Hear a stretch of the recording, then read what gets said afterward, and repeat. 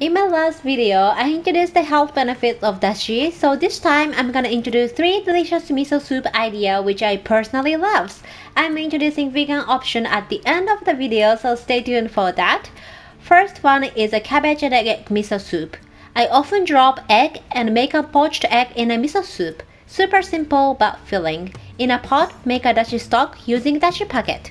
So I'm explaining how to make dashi from scratch. So if you're interested, make sure to go back and watch that video. I'll link on the box below. Put it over the medium heat, and just before it starts to boil, add cabbage by tearing off by hand. Cook cabbage for 1 minute, then reduce the heat to low. Now we're gonna drop the egg directly into the soup. But before that, make sure that there's no bubble on the surface to achieve the perfect round shape poached egg. Otherwise, you will end up with the wispy egg white spreading all over the soup. Make a space for the egg and drop the egg directly into the soup. Pop the lid on and simmer it for another 2 to 3 minutes or until you reach your desired egg firmness. I like the egg yolk to be pretty runny, so 3 minutes is just right. Off the heat, and we are gonna dissolve the miso paste into the soup. Take miso paste and a little bit of soup in a ladle. Dissolve miso paste in a ladle first until you reach a creamy consistency. Then mix them into the soup. In a way, you won't have a miso paste lump in the soup. When you dissolve the miso paste, remember not to boil the soup, otherwise you will lose the aroma of miso paste.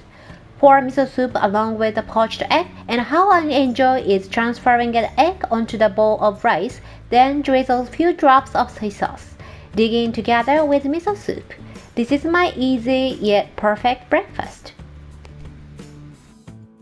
The next one is a little bit more filling. It's a pork and veggie miso soup known as tonjiru in Japanese. This is a very popular, but every household has their own recipe, so here's my version.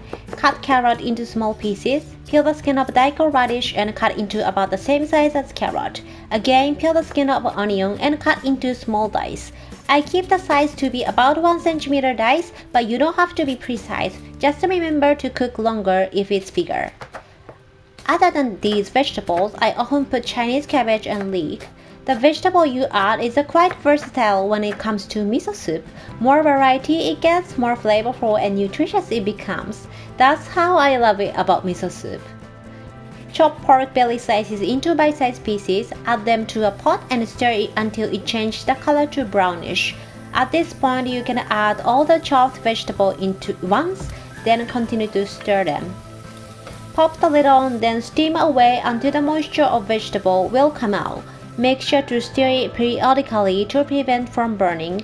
You don't want to put the liquid too soon so that you will achieve a flavor-packed miso soup.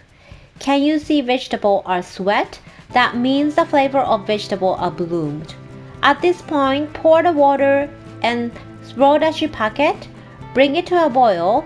You will see the foam on the surface, so make sure to remove this. This foam contains pork fat.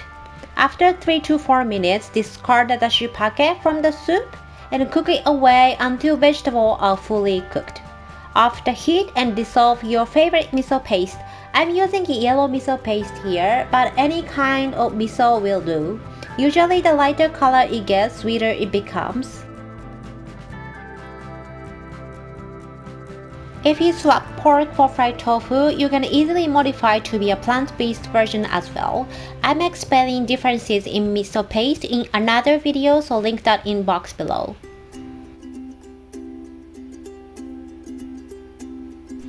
The last one is a shiitake soy creamy miso soup. It's a plant-based version. First, we cut the carrot and onion into bite-sized pieces, then chop sweet potato. I cut sweet potato into a little bigger than the carrot and onion since the carrot takes longer to cook. But again, don't be too precise here. Making miso soup is very forgiving. Leave them into the water and to remove the starch. In a pot, I have a shiitake kombu broth. I also introducing how to make this broth in previous video. Add chopped carrot, onion, and sweet potato and pop the lid on. Simmer it until the vegetables are fully cooked. The sweet potato should be bright yellow.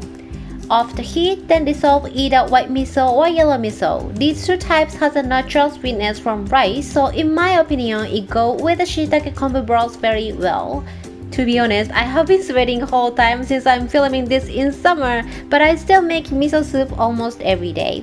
Add soy milk followed by wakame seaweed, warm up but never want to bring it to a boil, off the heat and serve it on your bowl.